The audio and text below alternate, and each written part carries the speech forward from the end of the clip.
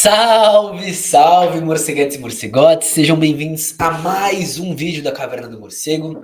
A gente volta hoje, nessa semana, para o Redes e Ruas, Mídias Sociais e Ativismo Contemporâneo, livro do Paulo Gerbaldo, publicado aqui com a editora Funilaria e de tradução da Daphne Mello, tá?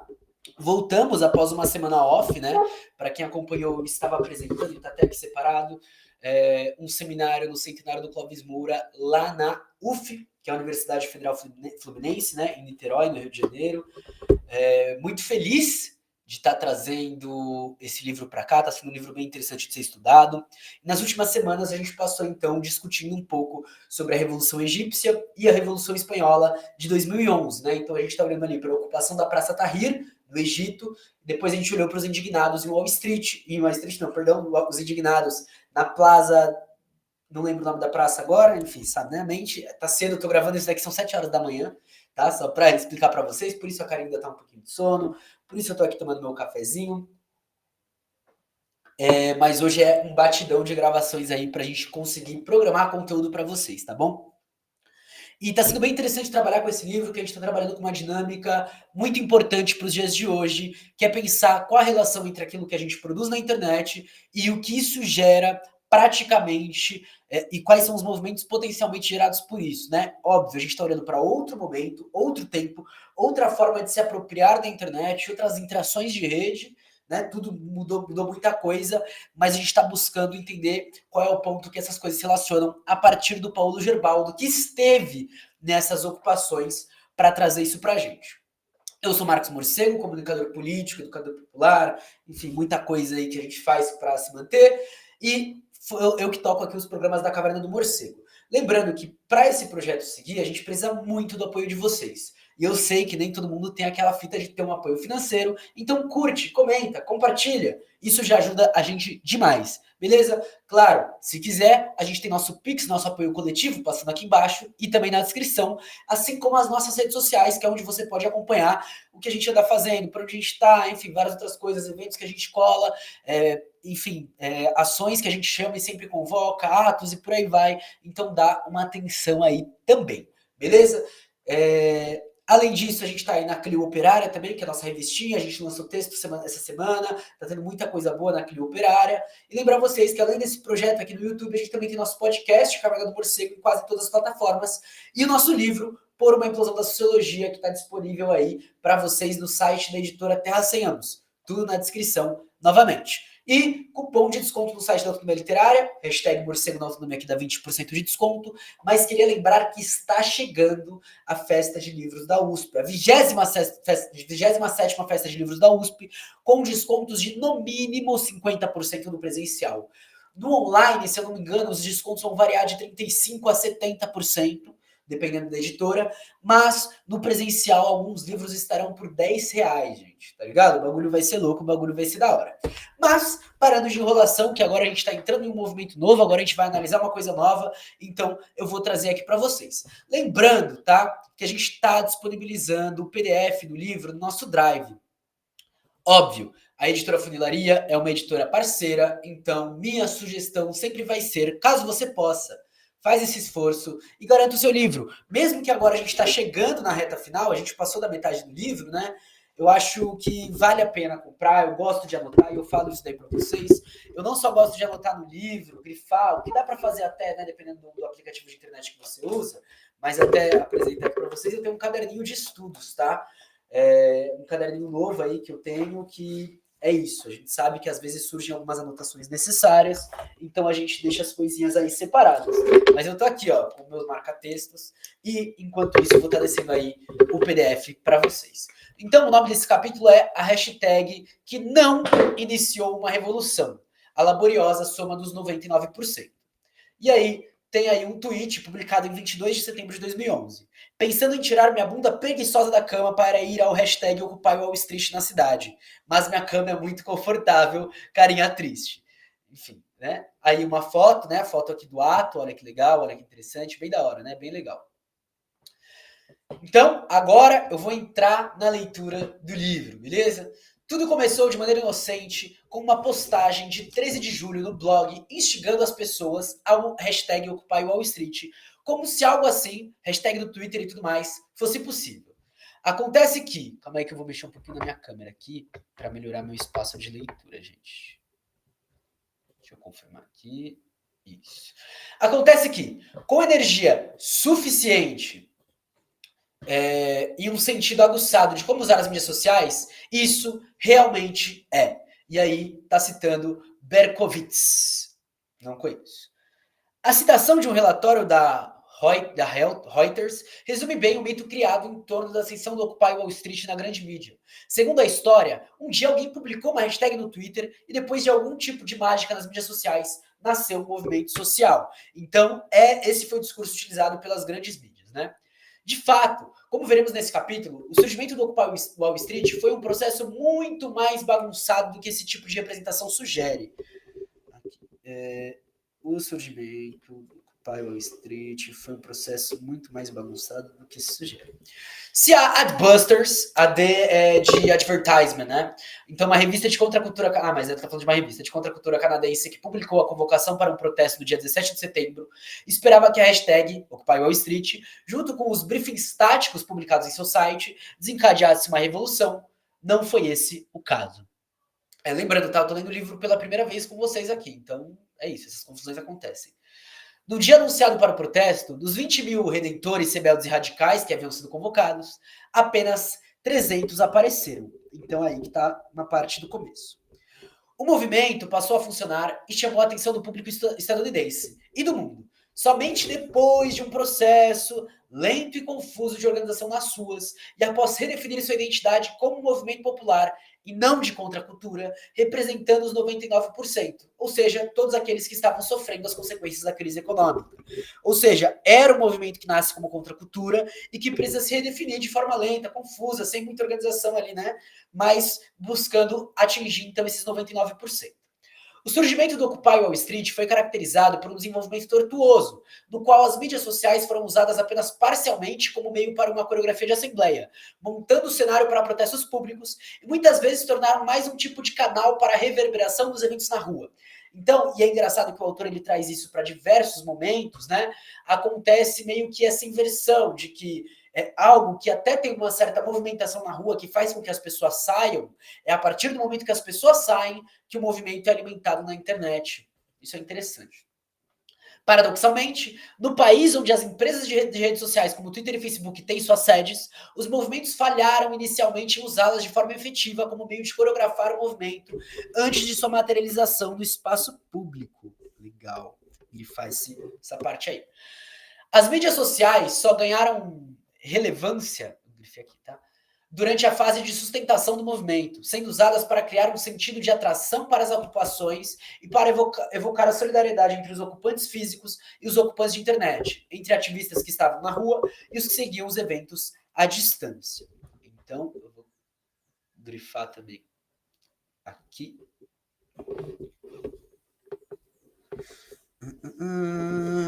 Interessante. Ele está explicando a relação, não tem muito pitaco, porque, novamente, né, o Occupy Wall Street eu já ouvi falar um pouco mais, né?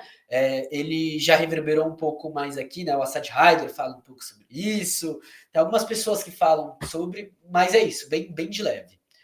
O Occupy Wall Street, ou Occupy, na forma mais curta, e OWS, na sigla em inglês, se seguiu à revolta egípcia e aos indignados espanhóis, em quem Adbuster se inspirou para fazer a convocatória inicial. No dia 17 de setembro, manifestantes se reuniram no Zuccotti Park, a algumas dezenas de metros da Bolsa de Valores de Nova York, e a ocupação logo inspirou dezenas de outros acampamentos nos Estados Unidos. Aos poucos, o movimento passou a abranger um círculo diversificado de pessoas, incluindo, e aí grifem quem são incluídos, operários, desempregados, aposentados, pobres, sem tetos, todos representantes daqueles 99% pelos quais o movimento pretendia lutar. Antes de ser despejado do Zuccotti Park, da maioria dos outros acampamentos, isso acontece entre novembro e dezembro de 2011, o movimento conseguiu garantir um grau impressionante de apoio público. De acordo com uma pesquisa publicada pelo The New York Times, em meados de outubro de 2011, 46% dos cidadãos americanos concordaram com as razões apontadas pelos ocupantes para a sua ação. E aí tem uma referência para caso alguém queira a pesquisa quantitativa, né? Eu grifei só para, né, às vezes é interessante. Eu não sou muito dos dados, embora eu goste de ciência política, de sociologia, então eu grifo porque vai que algum dia eu preciso, eu já sei onde procurar. Mesmo que as mídias sociais sozinhas não possam explicar o surgimento e o relativo sucesso do Occupy Wall Street, é evidente que desempenharam um papel importante na mobilização e na coordenação dos participantes. Não surpreendeu que esse aspecto do movimento tenha provocado um enorme hype na mídia. Jornalistas de tecnologia e gurus das mídias sociais debateram ansiosamente a respeito de qual dispositivo de mídia social melhor representava o movimento. Entediados com o Twitter, alguns desses especialistas aplaudiram a adoção por parte dos ativistas da alternativa anarquista do Twitter, o Vibe. Embora esteja entre parênteses essa alternativa anarquista, né? É uma fita, que é uma fita que a gente pensa, calma aí, vamos lá, assim como do serviço de localização Foursquare, The Washington Post aí como referência. Dá uma pausa aqui. Cara, é muito louco, né? Porque com essa fita do Twitter, com o Elon Musk, embora agora a galera já tenha voltado praticamente 100%, eu ainda não voltei, não gosto muito de como funciona o Twitter, assim, em si, mas também o próprio Blue Sky, a gente busca alternativas, né? E todas as alternativas são bem ruins. Eu gosto da ideia que a China e a Rússia fazem, num primeiro momento, de você ter uma coisa nacionalizada, né? Mas é muito louco como talvez seja realmente sobre as redes serem ineficientes. Talvez esse seja o ponto. Mas aí já é uma outra discussão que a gente vai ter que fazer para discutir digitalização e coisa do tipo, tá ligado? Talvez seja sobre ineficiência das redes mesmo. Talvez seja sobre redes que você não fica o dia inteiro, por exemplo. Enfim, fica aí a questão. As empresas de mídia social logo pularam na onda tecnotópica, na esperança de encontrar no Occupy um impulso de relações públicas muito necessário para seus serviços serem lançados. E aí um exemplo de startup de mídia social tentando engajar os ocupantes é o serviço de mensagem massivo Sally. Tem aí outra relação. Como nos capítulos anteriores, não estou muito interessado nas possibilidades técnicas dessas ferramentas, e sim nas práticas culturais que os ativistas desenvolveram em seu uso. Grifa aí para a gente não se perder no que está sendo abordado pelo nosso autor. Destacarei como, similarmente ao que sucedeu no Egito e na Espanha, as mídias sociais foram determinantes para a construção de uma coreografia de assembleia, facilitando o encontro dos participantes no espaço público e gerando uma tensão emocional em relação à participação. Começo descrevendo a crise do espaço público que caracterizou a sociedade estadunidense no início do Occupy e a incapacidade das organizações estabelecidas de atuar como base para a construção de uma campanha popular contra a política de austeridade. Uma coisa, inclusive, que a gente também passa aqui no Brasil, né? Enfim, são diversos os motivos, mas a gente passa aqui também isso daí muito forte, e até hoje, né? Eu tava lendo a Ruth First, não, a Ruth First não, a Moira Milan, que escreveu Terricídio, que eu compartilhei, vai ter evento na Expressão Popular agora, dia 21, né, indígena Mapuche, da Patagônia, quer dizer, do território Mapuche, que é ocupado pela Argentina, né? E ela fala um pouco sobre isso, né? Sobre a sensação de que tá tudo bem, quando na verdade... Não, é a Ruth First mesmo, é a Ruth First, perdão. É lá na África do Sul. Minha cabeça essa semana tá um pouquinho zoada. Vocês sabem que eu geralmente sou bom nisso, né? Não, mas é a Ruth First. E aí ela fala um pouco sobre como existe essa sensação de que as coisas estão melhores, quando na verdade a gente sente um mal-estar constante, né? E a gente não consegue capturar isso daí nem quando a extrema-direita tá no poder e nem quando a esquerda tá no poder. Muito louco. Esquerda. Olhando para a interação entre a Adbusters e os organizadores nas suas, argumento que a campanha de lançamento falhou na criação do ímpeto emocional inicial que caracterizou os protestos no Egito e na Espanha. Então, de uma forma diferente. E talvez por a gente estar no centro do capital, né? Talvez por a gente estar no principal país imperialista. A fixação da data, 17 de setembro, não foi acompanhada pela construção de uma identidade popular ressonante ou pelo acúmulo de um sentimento de antecipação capaz de motivar um círculo ativista disperso a sair às suas, coisa que acontece no Egito e na Espanha, né? Inclusive as datas escolhidas para os primeiros atos. Durante a fase inicial, toda a atenção dos organizadores estava no Twitter, enquanto o Facebook, que representava o trampolim para os outros dois movimentos, foi inicialmente desprezado. Só mais tarde, quando o movimento montou suas barracas no Scott Park, a página We Are the 99% do Tumblr passou a atuar como um ponto de encontro emocional para a construção de uma identidade popular inclusive uma geração de impulso à participação. Olha que interessante, apareceu o Tumblr aqui. Interessante, né? Tipo, realmente diferente. Na segunda parte do capítulo, passa a analisar o papel desempenhado pelas mídias sociais na sustentação dos protestos quando a ocupação do Scott Park começou. Aqui, o Twitter foi de fato usado para tecer uma conversa emocional e sustentar um sentido de solidariedade entre os ocupantes físicos e seus apoiadores distantes ou ocupantes da internet. No entanto, em grande medida, as interações nas mídias sociais não conseguiram transformar simpatizantes em participantes reais. Grifem aí. Isso daí. As interações nas mídias sociais não conseguiram transformar simpatizantes em participantes reais. Na seção final do capítulo, discuto o uso do Twitter como um dispositivo tático durante os eventos de protesto e situações de emergência, como o despejo dos ocupantes no parque na noite de 15 de novembro. Sugiro que o uso do Twitter nessa ocasião apontou a presença de um grupo de organizadores principais, ou coreógrafos, o que contradiz as afirmações do movimento de que não havia liderança, mas espontaneidade absoluta. Inclusive, uma das coisas que é analisada pela galera preta, né? Então, por exemplo, que é a crítica que o Assad Haider começa a colocar, é de que haviam certas pessoas negras que lideravam e essas pessoas elas começam a ser cooptadas por certos cargos de poder ou por certas alianças. Uma coisa que também acontece muito forte aqui no Brasil, em vários momentos históricos, principalmente por causa da precarização dos ativistas e dos militantes, né? Mas eu acho interessante a gente notar que existe essa questão muito forte de que, sim, existem certas pessoas de destaque e nem sempre essas pessoas têm comprometimento. E isso leva para um outro ponto também, né? Que é uma discussão que ela vai passar, primeiro, por uma análise do movimento de um modo geral, né? Cada autor, cada autora está analisando uma particularidade desse movimento, mas se a gente for discutir raça e gênero dentro desses movimentos, a gente também vai para outros caminhos muito interessantes. E aí é que você começa a entender, por exemplo, a importância do movimento negro, do movimento de mulheres, do movimento trans, do movimento LGBTQIA+, né? Como um todo, do movimento de pessoas com deficiência, enfim, por aí vai. De que essas particularidades, elas não vêm para fragmentar o movimento. Muito pelo contrário, elas vêm para a gente entender na concretude o que está acontecendo e para a gente discutir realmente, né? Por exemplo, qual o impacto de quando pessoas negras são cooptadas para o movimento negro, que é um movimento que é morto cotidianamente por violência policial ou que é encarcerado em massa. Saca? Isso tem implicações concretas muito graves que precisam ser analisadas. Enfim, só para dar um exemplo. É um pouco do que a gente aprende com o feminismo negro quando a Lélia Gonzalez fala, né? Essa é a brisa. Reivindicando a primeira emenda. Então, diz Bloomberg. Eu acho legal que ele está abrindo sempre com um autor diferente, né? E agora a gente vai se concentrar nessa primeira parte para esse primeiro vídeo, né? A primeira emenda concede a todo nova-iorquino o direito de se manifestar, mas isso não dá a ninguém o direito de dormir num parque ou ocupá-lo, excluindo outros. Os manifestantes tiveram 2 meses para ocupar o parque com barracas e sacos de dormir. Agora terão de ocupar o espaço com o poder de seus argumentos. Quando, na manhã de 15 de novembro de 2011, o prefeito de Nova York, Mike Bloomberg, foi a uma coletiva de imprensa para justificar o despejo do acampamento de protesto de Scott Park, no centro de Manhattan, realizado poucas horas antes pelo Departamento da Polícia de Nova York, achou adequado apelar a esses nobres valores de saúde e segurança pública. Então, sim, você pode protestar, mas você não pode ocupar. E essa, segundo a primeira emenda, de acordo com ele.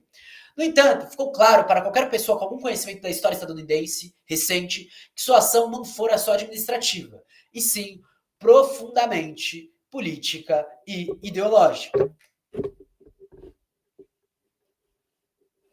Sua ação não fora só administrativa, e sim profundamente política.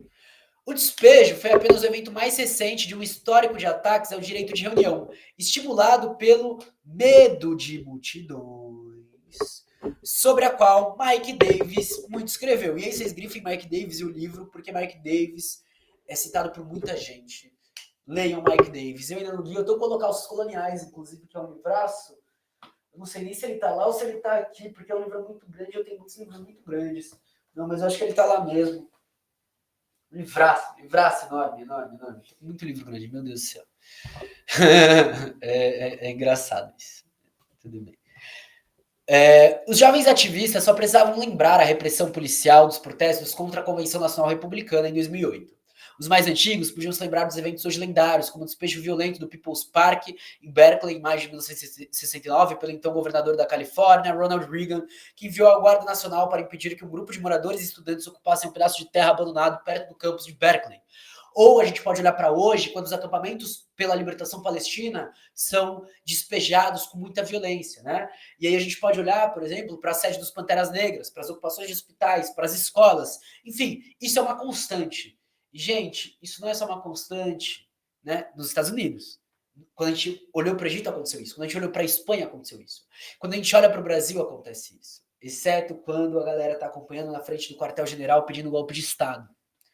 E não que pensar em revolução em algum momento possa culminar nessa virada também de poder, né? Mas que quando é algo que favorece ao poder, por isso político ideológico, é aceito. Quando não, é despejado com muita violência. O despejo do People's Park foi a inauguração de um longo ciclo que marcou o fim do espaço público na sociedade estadunidense, segundo Mitchell. E aí é isso. Eu vou grifar aqui porque é uma discussão que está muito forte aqui em São Paulo, né, que é sobre a questão do espaço público. Então pode ser que em algum momento eu vá atrás dessas referências. Diferentes estudiosos especialistas denunciaram como, nas décadas seguintes, o domínio da doutrina neoliberal envolveu um ataque contínuo a espaços de encontro político e sociabilidade alternativa. As consequências da ideologia neoliberal para o espaço público foram bem descritas por Mike Davis, que sublinha a destruição de qualquer espaço urbano verdadeiramente democrático por parte do neoliberalismo.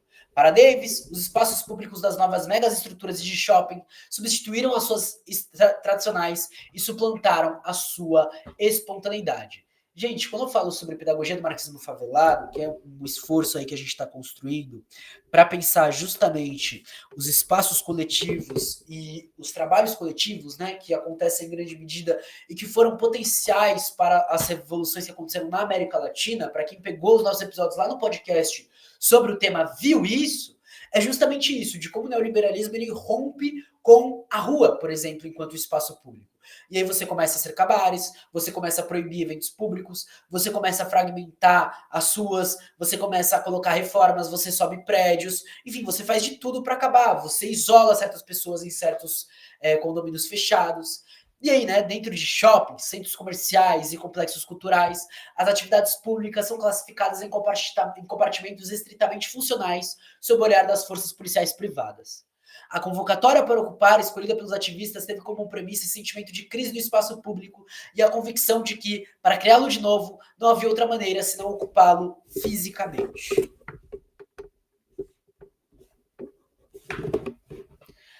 A ausência de um espaço público estabelecido para expressar demandas públicas se tornou visível desde o início da crise econômica global, da mesma forma que os indignados espanhóis, a principal razão para o surpreendente nível de apoio obtido pelo Occupy Wall Street foram as terríveis condições econômicas dos Estados Unidos e sua pior crise desde 1929, e não só lá, né, no mundo.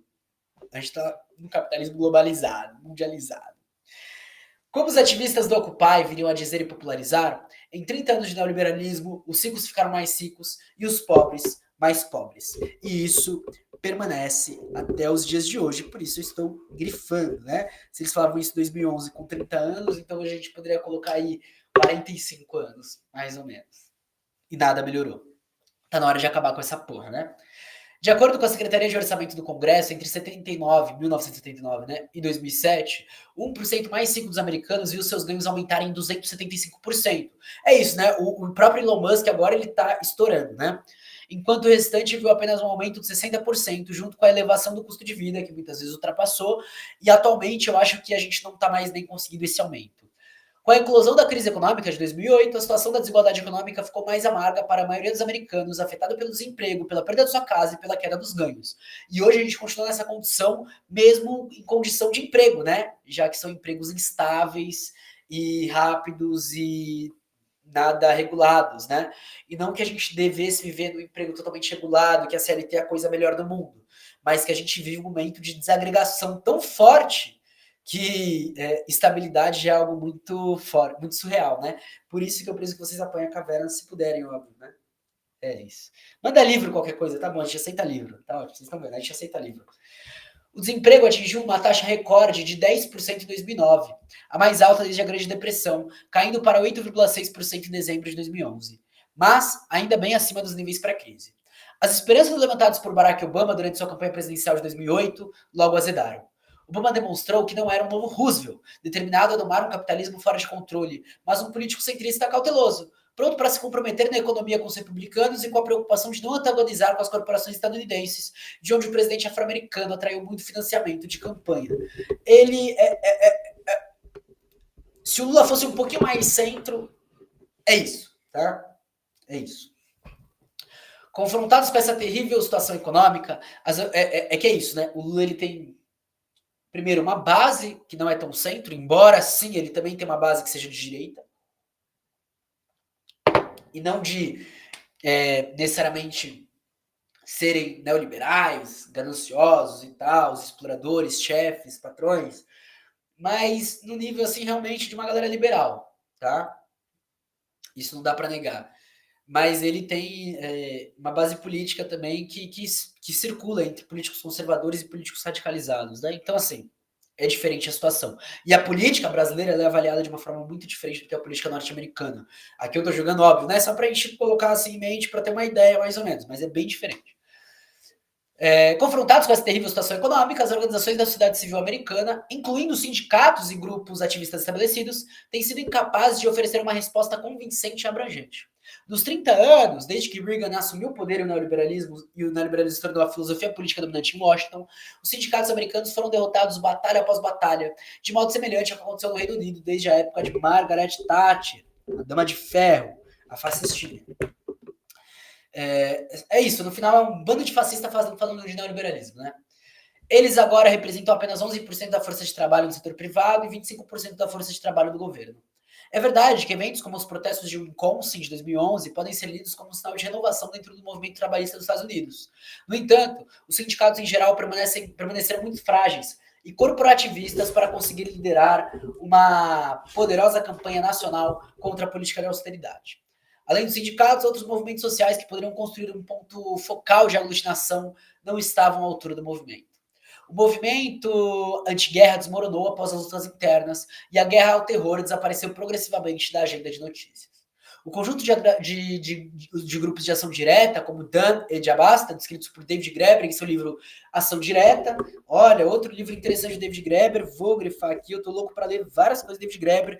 Esse ainda não foi traduzido, tá? Alô, Funilaria, Autonomia Literária, Expressão Popular, Boi Tempo, Vedeta, Sob Influência.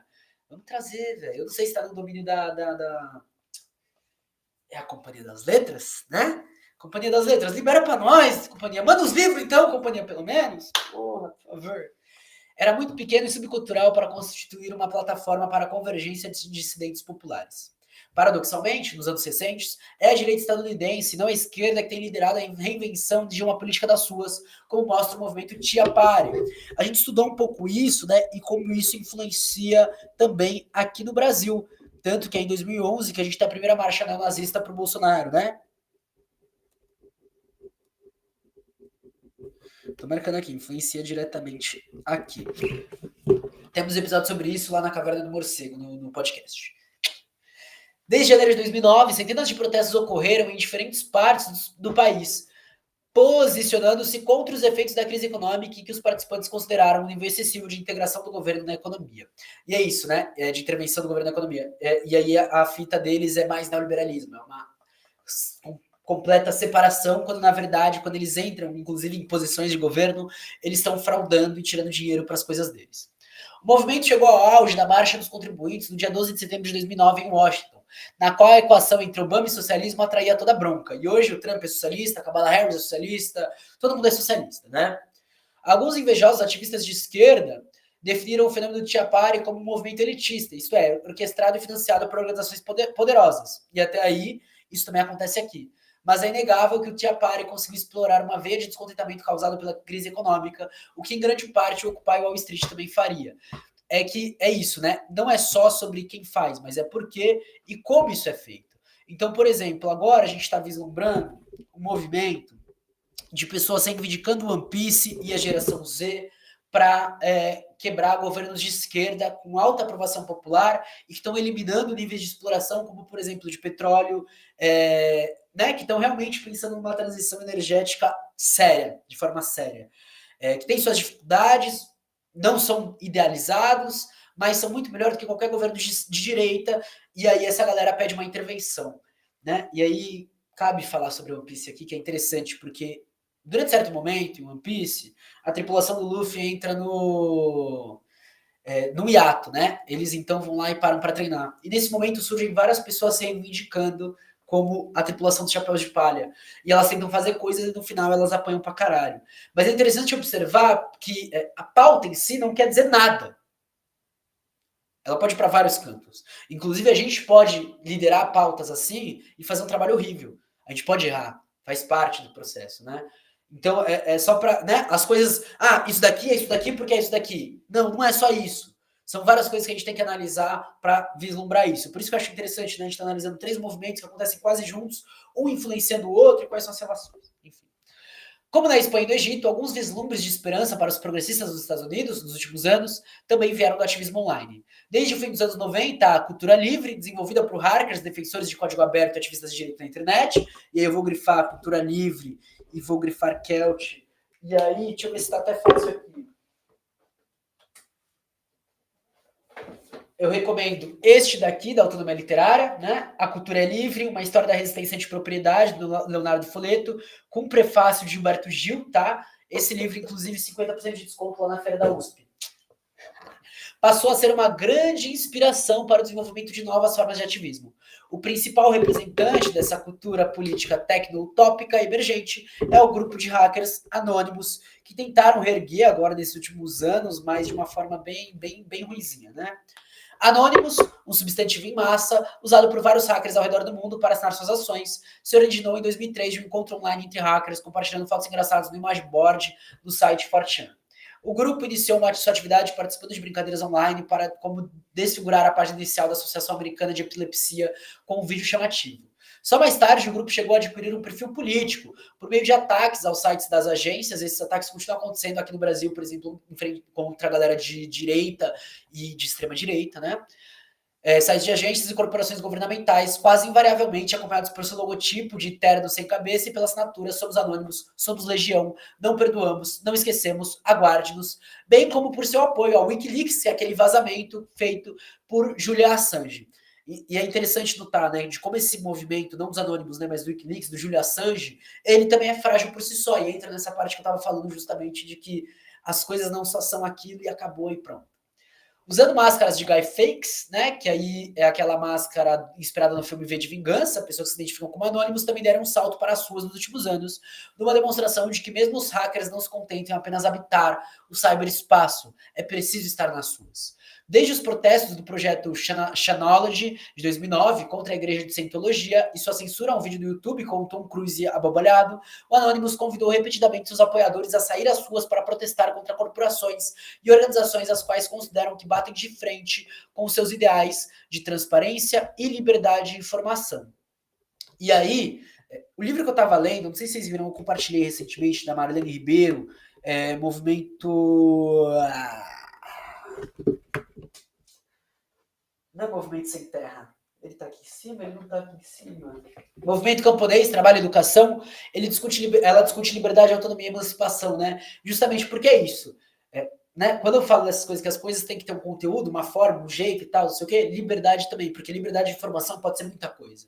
Por exemplo, a galera de extrema direita pede, fala que eles estão sendo restringidos à liberdade, né? Quando a gente sabe que quem é cortado é a galera de esquerda, é a galera pobre, é a galera periférica, é a galera indígena, é a galera preta, essa galera que é cortada. Ao mesmo tempo, pedir liberdade no sistema capitalista vai ser cair em limitações. Então, para onde a gente vai com a discussão de liberdade de informação, por exemplo? Né? O Occupy, até porque é isso. Aí, enfim, vou ficar por aqui. O Occupy Wall Street foi, até hoje, a campanha pública mais importante que o Anonymous pôs nas costas. Não, mentira, tem mais uma coisa, né? É a segunda vez, por exemplo, que o perfil do Chavoso é derrubado. E isso também tem a ver com a rede social, mas tem a ver também com controle. Tem a ver com poder. E aí é isso. A nossa resposta é pedir para o Instagram que ele reabilite essas páginas. Né? Chavoso, Thiago Santinelli, Jones Manuel, Laura Sabino, MLB, UP, PCB, em alguns momentos, aconteceram também com esses partidos, MST, ou a gente vai realmente discutir rede social. Em antecipação aos protestos, o grupo Hacker postou um vídeo, a gente vai ocupar a sede dessas porra, enfim.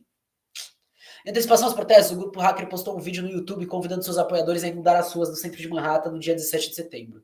De maneira semelhante ao que aconteceu no Egito e na Espanha, as práticas ativistas digitais desenvolvidas por grupos como Anonymous, com ideais de anonimato e organização sem líderes, tiveram profunda influência no surgimento de Occupy Wall Street, que reconstruo na ação a seguir, analisando a interação entre os organizadores online e nas ruas. Então, a gente chegou no tema que vai ser o do nosso próximo vídeo. Nesse vídeo, então, a gente se concentrou um pouco em apresentar o movimento, em apresentar um pouco o que ele está falando sobre a ocupação do espaço público, mas também em colocar de forma bem interessante quais são os grupos que começam a interagir nesse momento, porque a gente tem grupos muito diferentes do que no Egito, na Espanha, e talvez grupos rastreáveis de forma mais fácil, né? Muito pelo nosso contato aqui enquanto Brasil, eu falo, né? Enquanto uma pessoa do Brasil. Mas é isso. A gente continua então no próximo episódio. Não esquece de curtir, comentar, compartilhar. Vai ter tudo na descrição aí. Valeu pela força. A gente se vê no próximo episódio. Um grande beijo. Tchau!